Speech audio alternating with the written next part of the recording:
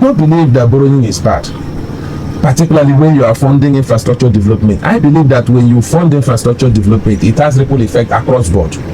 Particularly that facility that Governor Ikpeazu obtained for Abia State was going to help us do roads and also do sanitation.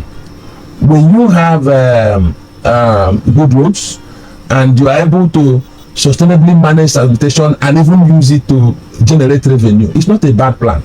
I'm not sure it's a bad plan on its own, given that we need to open up rural areas, we need to open up access to socioeconomic nodes of this state, which is what Dr. Ikpeazu tried to do. And interestingly, I want to tell the good people of Abia State on this, my very first intervention in 2024, that while Governor Otti does not want to tell you, the implication is that it is still Dr. Ikpeazu's effort that will do all those roads and sanitation projects for you people, because he loves his state to the glory of God.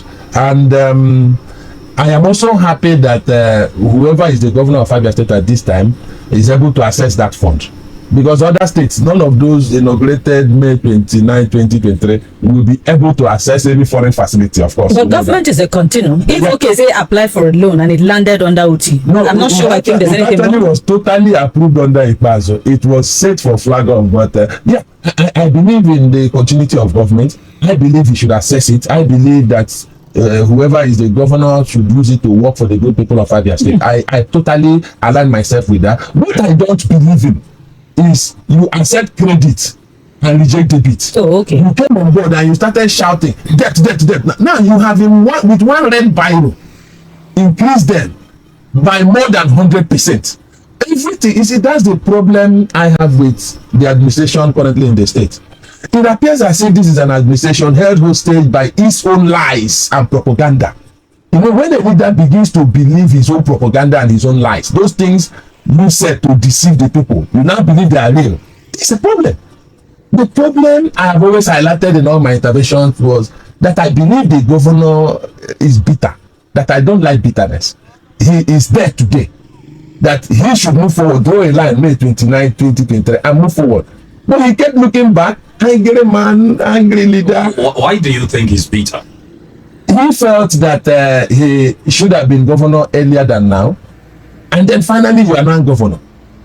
So to look at whether the structure was faulty or not. My brother, as at the time Dr. Ikpeazu was living, one of the best heart surgeons in the country, Dr. Kelechi Okonta from Isukwato, was handed over that facility to run. But he cancelled. Ask him, the structure at Enyimba government, is it also faulty? I want you to understand how bad bitterness is in a leader. The structure at Enaso, is it also faulty? Instead of first and foremost activating what he has already, including even the SME bank, left behind by Governor Ikpeazu, he went to, of all places in this world, Hungary. Even by virtue of their name, Hungary are gonna go. Yeah. Hungary has no record of any reasonable investment in Nigeria. And guess what our governor said he wanted the Hungarians to do for him? Artificial local. Does he want to cut off all our limbs? That's not our priority. Our priority should have been to energize any garment factory and even use it as a training hub, so you can bring in at least 1,000 young people into the employment loop. When he was opposition leader, he was talking like an economist. Since he became our governor, I'm looking for the economist called Alex Otti. Sincerely speaking, I'm looking for the economist called Alex Otti, because every decision I see, I ask myself, no, John Okikalo, that is not an economist, will I take such decisions? Will I sack 15,000 people at a time like this? Will I tell pensioners, sorry, I will try and pay you in first quarter, when I possibly could have given them, let's say, 6 months out of their standard, I say, hold body, and they come against something I see. So I'm asking myself, is this the man who told us in 2019 during a debate with Dr. Ikpeazu that look, minimum wage of 18,000 is too small for workers, that they should have between 50,000 and 100,000, and he explained it, used all the economic grammar to explain it, and up to today he has not even realized that his January 1st address should have said, as a result of the situation in the country, we are proposing an initial maybe 100,000 naira minimum wage. And that would have given hope, because that address was meant to give hope. I'm beginning to wonder, did we get a bitter politician and drop the economists in him? That's why I keep complaining, and I'll keep pointing them out. If I see him anywhere, if tomorrow comes, his administration fell, I will tell him, Onishi, your administration was ruled by your personal character and bitterness, and I will not miss words about it. Okay, let's take a look at other sectors under the governor so far. It's been 7 months since he took charge of the state. The issue of infrastructure, for instance, in a place like Aba, during the campaigns, the governor said he was going to give Aba special attention. And as we speak, there's a law known as the Gada law today. I would like to get a view on that. The Gada law that has been causing so much controversy in the state. What do you make out of it? Before I get into the Gada law, you see, like I said earlier, this governor is being held hostage by his own lies and propaganda. If you go to social media, Governor Otti has fixed the whole of Abia. In fact, at social media, there is a 134-story building in Aba done under Otti. At social media, even the picture of a German rigid pavement road in Aba. Now, I am happy that those my friends and brothers in the diaspora are back home. And I want to ask them, all those things you saw on social media, have you seen them? Have you seen them? I kept on saying that no government should lie to the people. No government should hire propagandists. We are not at war. There are things even we, as opposition party, do not expect from him at this stage. He's been there only 7 months. Have you ever heard us say, why has he not done flyover? No. Have you ever heard us why has he not done all this major, that? But the man himself, for 2 reasons. Because he was afraid of election petition tribunal, started throwing up propaganda everywhere, propaganda, and now he's hurting him. As I was driving to this place, I noticed that, okay, you are coming from Waterside. All the governor needed to do will probably be to re-asphalt that road. It doesn't need reconstruction. He won't do it. He will go to where there is an Ekpasu project and then do 200 meters beside it. Find a name. He will not call Old Express. Instead of calling it Old Express, he will call it Old Express MCC Road. Because he knows Ekpasu did MCC. And Ekpasu did Samek. Old Express is a different way, though. I don't know if you understand. Propaganda everywhere. And people say, hey, what can go MCC? And of course, he knows that our people are vulnerable to such things. This is the city where MMM succeeded at least 3 times. Not any other place. MMM who succeeded no more than 3 times. This is the city where it happened. And what did he do with Portharcout Road? When we started asking him, Oga, you started governance before you became governor. You were playing politics with Portharcout Road. The man quickly rushed and begged his friends in Julius Baker, just come and do a Masina. I know that we have not tidied up the whole thing. We will still tidy up your contract. I assure you, I will give you. As at the time Otti brought Julius Baker to Portharcout Road, there was no couple paid to Julius Baker at that time. Coach John Okikalo. I was also the same person that revealed to the people of Abia State that he's using 30 billion. I started shouting. He was the first person that shouted that 30 billion is too high. What he did was, Julius Baker moved equipment from Portharcout. 2 equipment, basic equipment. The state government paid for those equipment. They used the crane to do that at Akalo. As of today, if you ask him where is Julius Baker, they will say they are working. What are they doing in Portharcout Road? It's not Julius Baker that is evacuating refuge. No. Julius Baker cannot come to Portharcout Road without having a proximal yard, a construction yard. Because they were not in Abia before. They can't be moving equipment from Portharcout or from Akwa every day. They will have their own yard. All those things will come into play after you have paid them. But our governor brazenly lied to the people of Aba that he expects Julius Baker. I have it on video. The same video where he said Christian award that people should hit their head on the wall. Go and listen. He said that he has just got that now he is paying salary, he is paying Julius Baker. He keeps making statements that put him in trouble. We have never criticized him over what we believe he cannot do. What we do is we criticize him on the basis of what did you promise. For instance, he promised transparency. We saw an opaque government, no transparency again. In fact, he hired people whose job is to make sure that no information leaks out. We said no, it's not right. We said no, it is very wrong for you to use your private bedroom to run government house, because assuming you are removed today for any reason at all, including by way of a tribunal or election petition, state documents will be in private hands at that point. Because once there is such a ruling, the law says that he was never a governor. Assuming there were documents in the hands of National Assembly members that have now been removed, those documents are now in private hands. And by right, security agencies should go after those people to retrieve. And we said, no, don't create that kind of problem. Govern from government house.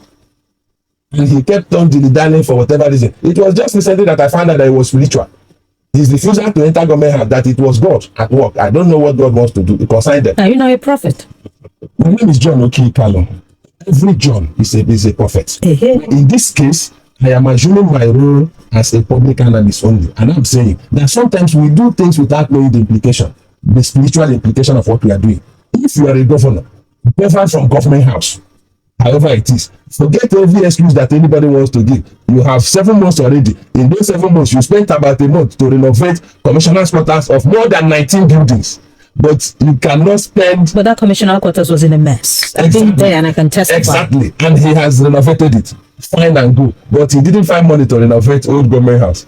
He didn't find money to renovate Aba Lodge. He didn't find money to complete his own bedroom in the new government house. And he kept looking for a way to vilify his predecessor.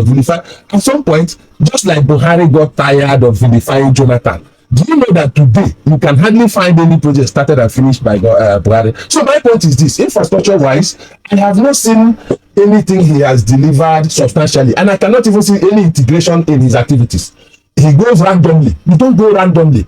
Every single road you intervene must have a reason, and it must be tied to an economic reason. For instance, when you go to a road called Shalom to fix Shalom, I ask you a simple question. What is the economic importance of that road compared to Ikotepele Road that you could have used the same money to just re-asphalt? It means that you are not organized. You don't have any plan before coming to government. When you go to Cemetery Market Road, it has what did from Ezuku to Cemetery Market. And then you go to Cemetery Market Road and do 200 meters. 200 meters. Meanwhile, Cemetery Road extends all the way to Ososo from that point. Just 200 meters.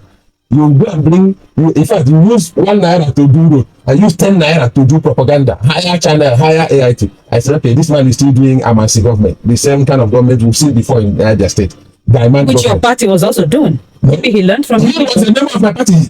So he was part of the doing. He was a member of the PDP, a card carrying member. Registered in Aruchukwu. I'm not disputing that. So if you are saying my party has always been bad, he was part of the badness. He was an active participant more than me, myself, in whatever you have now categorized as being bad. So my point again, he went to Moya. There was this road of large economic importance. You need to buy the market from Amusuku. It will cost him much less. But because of Amansi, the man government, he said he wants to go and do 6 lane. He said, wait a minute, Your Excellency, which 6 lane are you doing? Communicate properly. You want to add 2 lanes to a 4-lane road. If you notice in their writings, in their communication, they keep chipping in words to deceive. Government should not mislead. Government should not deceive. That is why government communication is usually short and crisp to the point. You can avoid a lot of problem through communication in government. But what you keep seeing from his government is the massive 6-lane, the commissioning. He wants to flag off a project. You say the government will commission 6-lane road. And those are the internet. You understand commissioning to mean that the project has been completed. Will now be clapping. Hey, he's governor of the year. No. Indians have come back from abroad. Those Indians that are back from abroad, please, have you seen any difference from what Ikazo delivered already? I'm not going to argue with anybody who said, okay, I solved all problems. If you have solved, even somebody followed me to Abreba. I reminded me that the head that Governor Otti fixed from Omoahia to Ohafia Road. Omoahia, Usuakole, Ohafia Road. But why is the road we are driving on this bad? I laughed. I said, what did he say? He used the word rehabilitate. Rehabilitate means patch. Let me see that there are some portions patched. He didn't fix anything. That the man is very smart with propaganda. Unfortunately, there is a limit to propaganda in governance. He has to be very careful about it. Okay, so we've looked at infrastructure. You're claiming that most of the roads. The governor promised us. Continue. The governor promised us that before Christmas, that at least 1 lane out of the 2 lanes he's doing in Osai Road will be open. Nothing like that happened. I'm not confirming. Just the same way he disappointed pensioners, he disappointed the majority of Abians. Continue. Okay.